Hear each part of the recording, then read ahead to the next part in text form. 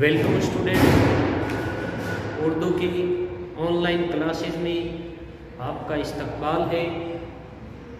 जैसा कि हम बीए पार्ट थर्ड ईयर के लगभग हर टॉपिक को पढ़ चुके हैं हमारी ऑफलाइन क्लासेस में, कुछ एक टॉपिक जो हमारे फाइनल ईयर के सेकेंड पेपर के बचे हुए हैं उनमें से आज हम ऑनलाइन क्लासेस के अंतर्गत कृष्णचंद्र की अफसाना निगारी पढ़ने जा रहे हैं।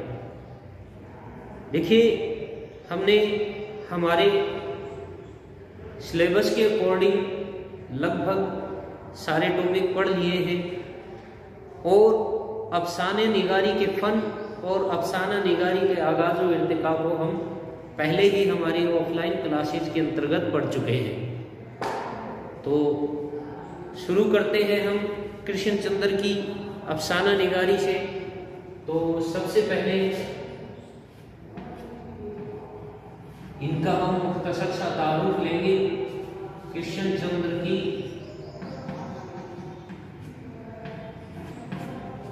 अफसाना निगारी।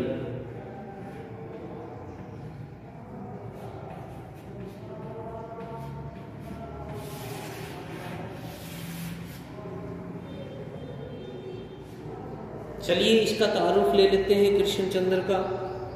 कृष्णचंद्र का शुमार तरक्की पसंद तहरीक के आला अफसाना निगारों में किया जाता है। अफसाना निगारी में प्रेमचंद के बाद अगर किसी ने गैर फानी शोहरत हासिल की है, यानी जो ना मिटने वाली शोहरत हो वो हासिल की है, तो वो है कृष्णचंद्र। उन्होंने अपने ज़ख़ीरा कलम से उर्दू फिक्शन की नाकाबिले फरामोश खिदमत अंजाम दी है। इसमें हुस्नकारी पैदा की जिसने लाखों दिलों को मोह लिया और एक अरसे तक अफसाना निगार इनकी तर्ज की पैरवी करते रहे। अपनी ज़िंदगी में ही उन्हें वो लाजवाल शोहरत हासिल हो गई जो कम फनकारों को नसीब होती है। देखिए, कृष्णचंद्र का मुख्तसर सा तारुफ लेते हैं। कृष्णचंद्र अपने अहद के वो अफसाना निगार हैं और ऐसे मारूफ और मशहूर अफसाना निगार हैं जिनको बड़ी बुलंद हस्तियों में शुमार किया जाता है। कृष्णचंद्र ने अपनी हयात में अपने बहुत से अफसाने और नोवेल लिखे हैं और इनकी ख़ास तौर से मकालमा निगारी पर बहुत अच्छी पकड़ रही है। इनको मकालमा निगारी पर बहुत अबूर हासिल है और इन्होंने यही नहीं कि इन्होंने तख्लीकी कारनामे अंजाम दिए, बल्कि सिनेमा में भी बड़े बड़े कारनामे अंजाम दिए हैं। कई फिल्मों में इन्होंने अपने डायलॉग्स मकालमे के जौहर दिखाए हैं। तो देखिए, इनका मुख्तसर सा तारुफ लेते हैं। कृष्णचंद्र का ताल्लुक सरजमीन कश्मीर से है, मगर विलादत 1912 ईस्वी में पंजाब में हुई। बचपन कश्मीर में गुजरा, इब्तदाई तालीम भी वही हुई। एमए का इम्तिहान लाहौर से पास किया, वकालत की तालीम भी हासिल की और वकालत शुरू की, लेकिन बाद में वकालत छोड़ दी और अफसाना निगारी में मारूफ हो गए। हर तरफ शोहरत फैल गई। यही शोहरत थी जो दिल्ली में रेडियो स्टेशन की मुलाजिमत का बाइस हुई। आखिरकार उसे भी छोड़ दिया और बम्बई जा पहुँचे। वहाँ फिल्मों के लिए कहानियाँ और मकालमे लिखते रहे। नावल निगारी और अफसाना निगारी असल शुगल था, मेन काम इनका यही था। वो बहरहाल जारी रहा। 1977 ईस्वी में वफात पाई। कृष्णचंद्र के अफसानों की खुसूसियात मंदरजा झेल। तो इनकी पहली जो खुसूसियात है वो है इनका इश्तराकी नुक्ताए नज़र।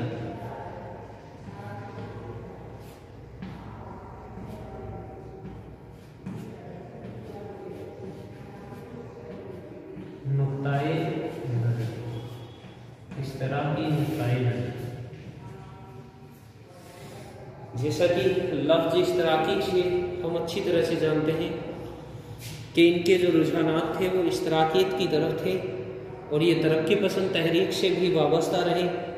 तो देखिए ये काफ़ी हद तक इश्तराकियत की तरफ माइल थे और इश्तराकियत की तरफ माइल होना भी दरअसल रोमानियत ही के दायरे में आ जाता है।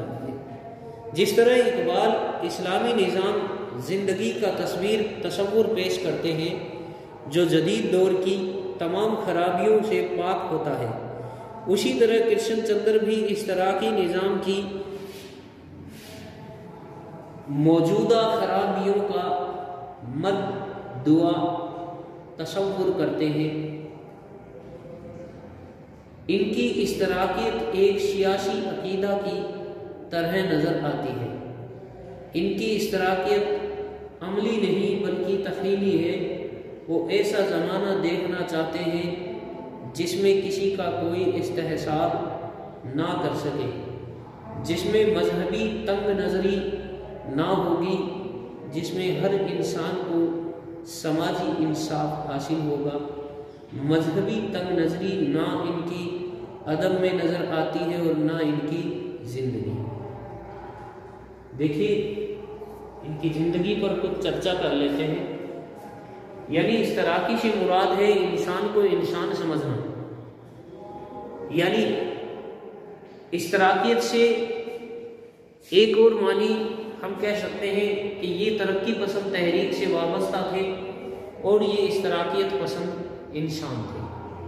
तो इश्तराकियत पसंदी इनके नसों में पूरी तरह से ये कह सकते हैं नशो नुमा थी, शमाई हुई थी और इसी वजह से इनके ना तो अदबी ज़िंदगी में हमें कोई मतलब मजहबी तौर पर या मतलब किसी तरह की कोई ये कह सकते हैं कि किसी तरह से भी कोई भी इनके यहाँ मतलब मजहबी तंग नज़री नज़र नहीं आती है।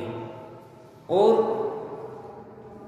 इनका ये जो नुक्ताए नज़र है इसकी वजह से इन्होंने ना तो अदब में मजहबी तंग नज़री दिखाई और ना ही इनकी ज़िंदगी में, बल्कि इन्होंने एक मिसाल भी पेश की है कि इनकी ज़िंदगी में रहते हुए भी इन्होंने एक किसी मुस्लिम से निकाह किया, शादी की और सिर्फ इसी नुक्ताए नज़र से ज़ेरे असर था कि उस वक्त में ये फिल्मी दुनिया से जुड़े हुए थे, तो वैसे भी इनके यहाँ मजहबी तंग नज़री का कोई आशार नज़र भी नहीं आई।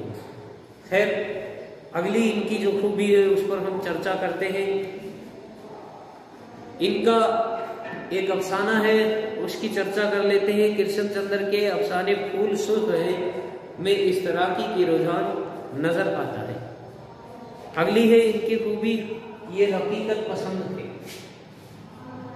दूसरी खूबी है इनकी हकीकत पसंदी।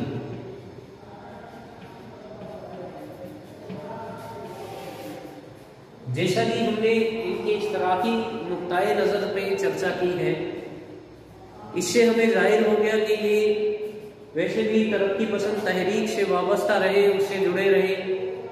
तो इस वजह से इनकी जो तहरीरें हैं उसमें हमें हकीकत पसंदी के ज़ोहर भी देखने को मिलेंगे, क्योंकि नए ज़माने के अदीब हैं और हकीकत को अपनी तहरीरों में रोनमा करते हैं। तो कृष्णचंद्र के अफसानों की अहम जो खुसूसियत है वो कृष्णचंद्र के अफसानों में हमें उस वक्त ज़िंदगी का नक्शा मिलता है वो जिंदगी की सच्ची तस्वीर खींचते थे। यानी जिस दौर से ये गुजर रहे थे उस दौर की, उस ज़माने की ज़िंदगी का हमें इनकी तहरीरों में नक्शा नज़र आएगा और ये असल तस्वीर उसमें खींचते हैं। इसके अलावा समाजी मसाइल को भी उन्होंने अपने अफसानों में बड़ी चाबुक दस्ती से पेश किया। कृष्ण चंद्र की नज़र बड़ी वसी थी, यानी बहुत दूर तक देखते थे। इसमें गहराई और गिराई दोनों पाई जाती है। मौसूफ ने जिंदगी के हर पहलू को उजागर करने की कोशिश की है। कृष्ण चंद्र की अफसाना निगारी का आगाज उस जमाने में हुआ जब दुनिया एक इक्तसादी बहरान से गुजर रही थी, जैसे तकसीम मुल्क के मसाइल। ये सब चीज़ें थी जो उन्होंने बहुत करीब से देखी और उनका असर कबूल किया। बुद्ध जागते हैं आज़ादी के बाद के उस ज़माने की यादगार है जब बम्बई में कलम और ज़बान पर मोहर लगा दी जाती है। यानी हकीकत पसंदी भी इनका जो अफसाना निगारी है उसका एक वस्फ़े खास है, क्योंकि नए ज़माने के अदीब हैं, नोवेल अफसाना निगारी करते हैं, तो जाहिर सी बात है कि हकीकत निगारी ही की जाएगी। अफसाना और नोवेल वैसे भी हमारी हकीकी ज़िंदगी के आईनादार होते हैं। तो इसमें हमने अभी चर्चा की कि एक अफसाने की बुद्ध जागते हैं उस ज़माने का मुल्क की तकसीम के बाद का एक बेहतरीन अफसाना है जो आज़ादी के बाद में इन्होंने लिखा। तो उसमें पूरी तरह से हकीकत पसंदी के जौहर हमें देखने को मिलेंगे और ये हकीकत पसंद तबीयत के मालिक थे और हकीकत पसंदी को पूरी तरह से अपनी तहरीरों में पसोपेश रखते थे। अगली है इनकी तीसरी रोमानियत। तीसरा हिस्सा है रोमानियत। तीसरी इनकी खूबी रोमानियत। कृष्ण चंद्र के इब्तदाई अफसानों में रोमानियत का जज्बा कार फरमा नजर आता है। अलबत्ता बकौल डॉक्टर खलीलुर रहमान आजमी कृष्ण चंद्र की रोमानियत जिंदगी से फरार मौत की आवाज़ ख्याली दुनिया में पनाह गजी की तलकी नहीं करती, बल्कि ज़िंदगी को बदल देने की कोशिश करती है। ये रोमानियत कृष्ण चंद्र के अफसानों में इसलिए आ गई कि उन्होंने मनाज़िर कुदरत लहलहाते हुए गज़ारों और गीत गाते हुए अशारों में जिंदगी और समाज की कड़वी हकीकतों को महसूस किया। पूरे चांद की रात कृष्ण चंद्र की खालिस रोमानी कहानी है। इसका पस मंजर कश्मीर है। इसकी कहानी में मौसूफ ने हिंदुस्तानी ज़िंदगी की सच्ची अक्कासी की है। मोहब्बत एक मुकम्मल दास्तान है जिसका अंजाम इल्मिया है। ये इन्होंने इसमें पूरी तरह से अक्कासी की है। तो रोमानियत से मुराद हमने पहले ही चर्चा की है कि उस ज़माने में तहरीक रोमान यानी रोमांटिक शायरी भी की जाती थी, तो रोमांटिक अफसाने मजमून भी लिखे जाते थे।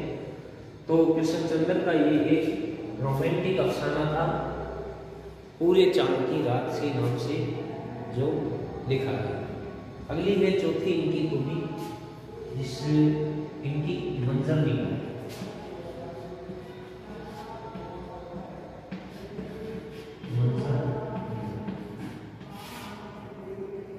मंजर निगारी पर चर्चा करते हैं इनकी पर। मंजर निगारी में कृष्ण चंद्र को बड़ी महारत हासिल है। देखिए इनकी मंजर निगारी की कुछ चर्चा हो जाती है। चलिए शुरू करते हैं मंजर निगारी। मंजर निगारी में कृष्ण चंद्र को बड़ी महारत हासिल है। इनका सबसे बड़ा कारनामा ये है कि ये उनके कलम से जीते जागते मंजर पेश करते हैं। कारी को हमेशा महसूस होता है वो किसी मंजर का हाल नहीं सुन रहा, बल्कि वहाँ मौजूद है और उससे लुत्फ अंदोज हो रहा है। खुशनुमा रंग और कैफ आवर नगमे में जान डाल देते हैं और उन्हें ऐसे मौक़ों पर यह महसूस होता है कि वो फिक्शन नहीं लिख रहे बल्कि शायरी कर रहे हैं। काला सूरज का ये मंजर देखिए, नीचे वादी में नदी के किनारे फलदार दरख्तों के हजार थे और बेद मजनू के घुनेरे कुंज थे जिनकी लावनी मखलूती डालियां दूर तक पानी में झुकी हुई चली गई थी। नदी के किनारे उखड़े देहाती दो सेजाइये सर झुकाए जुल्फे बिखराए अपनी उंगलियों की हिनाई पोरों से पानी में खेल रही हूँ। कृष्ण चंद्र की मंजर निगारी का सबसे अहम पहलू ये है कि वो हुस्न की तस्वीर कशी करते हुए भी जिंदगी के बदसूरती को फरामोश नहीं करते, यानी जिंदगी की खूबसूरती का भी बयान इनके अफसाने में देखने को मिलता है। पांचवी इनकी जो अफसाना निगारी है उसमें हमें जो खूबी पाई जाती है वो है इनकी तंज निगारी। इनकी पांचवी खूबी है इनकी तंज निगारी।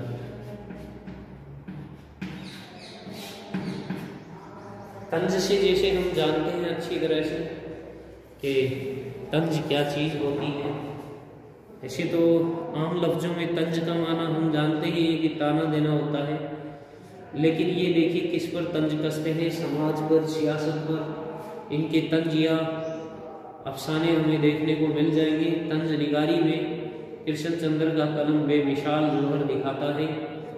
कृष्ण चंद्र मिजाह निगार भी है। तंज उनके अफसानों में ज्यादातर मौजूद होता है। इस हरबे को वो इस्लाही मकसद के लिए इस्तेमाल करते हैं। शहरी जिंदगी के बारे में उनकी राय है कि शहरी जिंदगी का आसमान बहुत तंग होता है, यानी छोटा उनका आसमान है और जमीन में तली हुई वहाँ ना बर्फानी चोटियाँ हुई में ना सरसब्ज गजार है। इनके तंजिया व मिजाहिया अफसाने काबिले जिक्र हैं। शिकस्त के बाद मिजाहिया अफसाने दिल किसी का दोस्त नहीं। तक़सीम हिंद से मुताल्लिक़ अफसानों में तंज की तस्दीक मुस्तरियत और भी ज़्यादा है। ये अफसाने 1947 ईस्वी के फसादात और उनकी वहशत व बर्बरियत से मुताल्लिक़ हैं। इनमें तंज बहुत शदीद है और हिंदुस्तान व पाकिस्तान के खुदगर्ज रहनुमा ज़्यादा तराशी तंज का निशाना बने हैं। ज़्यादातर इनके तंज का निशाना कौन बने हैं? हिंदुस्तानी और पाकिस्तानी खुदगर्ज रहनुमा। अगला छठा इनका अफसाने की खूबी है इनकी एहसास की शिद्दत। छठी जो खूबी है वो है एहसास की शिद्दत। इनके एहसास की शिद्दत, एहसास की शिद्दत से मुराद है कि इनके यहाँ बड़ी पुरजोशी के साथ एहसास की शिद्दत पाई जाती है। सानवी दौर में कृष्ण चंद्र का मजमुआ नज़ारे शाये हुआ जो ज़िंदगी की हकीकत और एहसास की शिद्दत का एहसास कराता है। इसी दौरान कृष्ण चंद्र उन मशाइल की गहराई तक रसाई हासिल कर लेते हैं जो जिंदगी की बुनियाद है। इसी सिलसिले में उनके अफसाने दिल का चिराग, खूनी नाच, जन्नत और जहन्नम उभर कर सामने आते हैं। इनमें समाजी हकीकत निगारी के साथ रोमानवी रंगीनी भी पाती है। अगला इनके असलूब पर और चर्चा करनी जाती है। चलिए इनके असलूब को जान लिया जाए, असलूब कैसा है और इनकी अफसाना निगारी का इख्तिताम कर लिया जाता है। तो देखिए इनका असलूब कैसा है। जैसे कि पीछे हम पढ़कर आए हैं कि इनके असलूब में इस तरह की नुक्ताए नज़र हकीकत में पसंद नहीं रखते हैं, रोमानवियत पाई जाती है, मंजर निगारी है, तंज निगारी है, इनके एहसास की शिद्दत है। और अब इनके असलूब की बारे में जान लेते हैं। ये सारी चीज़ें इनके असलूब को मिलकर एक ज़ख़ीरा असलूब बना देती है। इनकी ज़बान की जो लज्जत है उसको बढ़ा देती है। तो इन सारी चीज़ों का जो मिश्रण है, आमेज़स है, वो इनकी ज़बान की लज्जत और इनकी ज़बान के लुत्फ़ को बढ़ा देती है और कारी पढ़ते वक्त इनसे बड़ा ही मुतासिर होता है। तो चलिए कृष्ण चंद्र वाहिद अफसाना निगार हैं जिनका असलूब दूसरे अदीबों से बिल्कुल जुदा है। अपने दिलकश और खूबसूरत अंदाज बयान की वजह से कृष्ण चंद्र शाहबे तर्ज कहलाते हैं। कृष्ण चंद्र की ज़बान बड़ी साफ व सस्ता और आईने की तरह रोशन व दिलकश और मुअश्शर है। मौसूफ की तहरीर में बेशाख्तगी और शायराना लताफत भी बादर्जा अतम मौजूद है।